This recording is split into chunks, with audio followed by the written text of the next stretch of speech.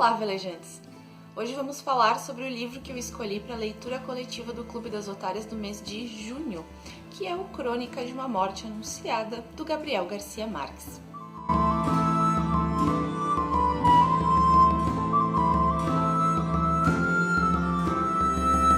Em junho eu fui a curadora da leitura coletiva que eu organizo junto com mais 3 booktubers e eu resolvi escolher um livro desse autor que eu tanto admiro, que é o Gabo.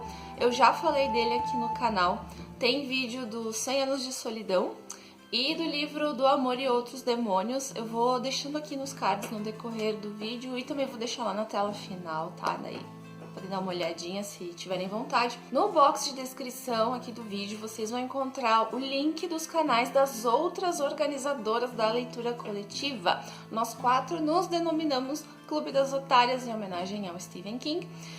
E nós organizamos leituras mensalmente. Cada mês uma de nós escolhe um livro, né? Então, por isso que eu falei, em junho eu fui a curadora. E no final do mês, no final da leitura, a gente sempre faz uma live no canal da curadora para discutir o livro. Então eu já quero convidá-los a participar dessa live de encerramento da leitura do Crônica de uma Morte Anunciada, que vai acontecer sábado agora, dia 26, às 19 horas, aqui no canal Velejando por Livros. Vou deixar também no box de descrição o link para essa live, aí vocês já podem salvar a live e ficar acompanhando, tá? E lembrando que é uma live de encerramento de leitura coletiva, ou seja, nós vamos falar sobre todo o livro, discutir sobre o livro com spoilers para quem ainda não leu. Normalmente os vídeos aqui no canal eu faço sem ou com o mínimo de spoiler, mas há quem diga que é impossível falar de Crônica de uma Morte Anunciada sem spoilers, afinal o título já é um spoiler, né? A gente já sabe que alguém vai morrer. E o autor confirma isso logo na primeira frase do livro. Ele abre o livro falando o seguinte: no dia em que o matariam, Santiago Nazar levantou-se às 5h30 da manhã para esperar o navio em que chegava o bispo. Então sabemos que esse livro vai contar sobre o dia da morte do Santiago Nazar. Mais especificamente, morte por assassinato, né? O dia em que o matariam. Logo no início a gente já descobre a motivação desse crime e que quase toda a cidade sabia que isso ia acontecer. Inclusive todo mundo presenciou o assassinato na porta da casa do Santiago. Então a grande questão aqui, a grande pergunta que o leitor faz é: por que ninguém avisou o Santiago que ele ia morrer?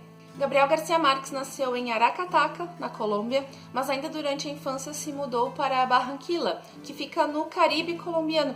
E esse cenário foi o que inspirou muitos dos seus livros. Inclusive, o Gabo, de certa forma, se coloca em algumas das suas histórias. Eu vou falar algumas curiosidades sobre isso mais no final. Crônica de uma Morte Anunciada é de 1981 e dizem que o Gabo se inspirou em uma história real para escrevê-lo, de que ele ficou sabendo de um assassinato que ocorreu muito parecido com o que ele nos conta aqui. Só que essa história real aconteceu na Bolívia, em Sucre. E aqui, claro, acontece no Caribe colombiano, no vilarejo de Rio Racha. O narrador do livro é um amigo de infância de Santiago Nazar, que anos após o ocorrido, com a alma desassossegada e provavelmente se sentindo culpado, resolve reconstruir os fatos daquele dia, né? Os fatos do que levou à morte do seu amigo de apenas 21 anos, naquela segunda-feira onde caía uma chuvinha fina, ou o sol rachava. Os moradores do vilarejo não chegam a uma conclusão quanto às condições climáticas do dia. Então ele busca conversar com diversas pessoas envolvidas diretamente ou indiretamente na morte de Santiago para ouvir o que elas têm a dizer sobre os fatos que se desenrolaram. Como já mencionado, era uma morte que todo o vilarejo sabia que aconteceria. Afinal, os irmãos Vicário, os assassinos, que eram gêmeos, eles alardearam por todo o vilarejo que eles estavam aguardando Santiago para matá-lo. Eles estavam andando por aí com facas de matar porco e todo mundo sabia que eles iam usar essas facas no pobre homem. E o motivo deles quererem matar o Santiago? Bom, isso também é logo nos revelado. Para resumir tudo, na noite anterior ao assassinato houve uma grande festa lá no vilarejo, uma festa de casamento. A noiva se tratava de Ângela Vicário, irmã dos gêmeos. Só que Depois da festa, durante a noite de núpcias, o marido descobriu que Ângela não era mais virgem e a devolveu para a família por causa disso. Quando os gêmeos perguntaram a Ângela quem havia sido o homem que desgraçou a sua vida, ela deu o nome de Santiago Nassar. Nós não temos informação do ano exato onde se passa a história, mas vemos que o pessoal do vilarejo tem um pensamento bem provinciano e sabemos que antigamente essas coisas aconteciam, né? Quando a sociedade era mais machista ainda do que ainda é, tinha essa coisa da mulher precisar casar virgem e provar na noite de núpcias que era virgem, correndo o risco de, se não conseguisse provar, ser devolvida mesmo para sua família. E também era comum isso da família querer se vingar, né, do cara que desonrou a moça da família, no caso a irmã deles. Então era comum isso de buscar vingança, né, para devolver a honra para a família. Com certeza isso ainda deve acontecer por aí pelo mundo em alguma localidade, talvez até perto da gente, mas o fato é que aqui na história, que é o que nos interessa no momento, os irmãos da Ângela acreditaram nela, acreditaram que havia sido Santiago que a desonrou, afinal Santiago era um notório sedutor, ele era um homem muito bonito, muito cobiçado, né? Só que nós vemos que o narrador e algumas pessoas envolvidas na história não acreditam muito nessa teoria e eles dão os motivos do porquê que eles não acreditam que o Santiago esteve com essa moça. E a gente fica naquelas querendo saber se foi ele ou não foi. Aí começa um mistério na cabeça do leitor durante a leitura, tipo como a gente fica lendo Dom Casmurro querendo saber se a Capitu traiu ou não traiu o Bentinho. Esse livro não traz o realismo mágico escancarado como em 100 Anos de Solidão, mas eu pude perceber alguns elementos disso no decorrer da história, inclusive no arco da história da noiva devolvida, né, da Ângela Vicário e do seu marido, o Bayardo San Román.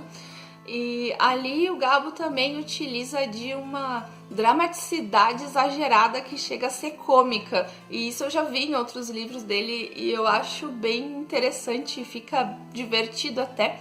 Tem outras partes que eu achei engraçadas particularmente, né? Umas coisas ali com os dois gêmeos. E, de certa forma eu achei eles engraçados, né? Considerando todo o contexto. O Gabo é meio tragicômico às vezes, acho que é assim que a gente pode definir. E também tem uma cena que eu achei sensacional, mas eu não vou contar ela para não estragar, né? Mas eu aviso que talvez algumas pessoas de estômago fraco não gostem dessa cena tanto quanto eu. Enfim, ele é um livro curto, mas ele contém muita coisa nas suas poucas páginas. E a grande questão aqui, como mencionado, é por que ninguém fez nada? Toda a vila praticamente sabia e ninguém fez nada para avisar o Santiago. E quem tentou fazer não foi bem sucedido. E alguns moradores do vilarejo têm as suas explicações, que mais parecem explicações para eles mesmos. Então, as pessoas, para se isentarem de culpa, para não se sentirem um pouco responsáveis, cada um tem a sua história. Ah, mas eu avisei fulano, pedi para avisar Cicrano, para avisar Beltrano, para avisar o Santiago. Ah, mas eu falei para tal pessoa. Ah, mas todo mundo estava sabendo, eu achei que ele também sabia. Então rola muito isso das pessoas quererem tirar o corpo fora, sabe? E é claro, algumas pessoas têm motivo para deixar ele morrer mesmo. A morte era anunciada porque, como já mencionado, os próprios assassinos ficaram alardeando a morte, né? Eles mesmos anunciaram a morte. E eu vejo isso como uma tentativa deles de não precisar executar essa morte. Eu sinto que um deles, mais que o outro, até queria que alguém os impedisse, que eles ficavam falando pra todo mundo na esperança de não precisar chegar às vias de fato, porque na cabeça deles a coisa certa a se fazer era matar o cara pra recuperar a honra da família, né, da irmã deles. Então, na cabeça deles é isso que os homens devem fazer, matar uma pessoa, cometer um crime pra devolver a honra da família, enfim, a hipocrisia, né, mas era assim que eles pensavam. E acho que eles tinham esperança de não precisar fazer isso, né, então eles estavam tentando fazer a coisa certa, mas queriam que alguém impedisse, o que não aconteceu.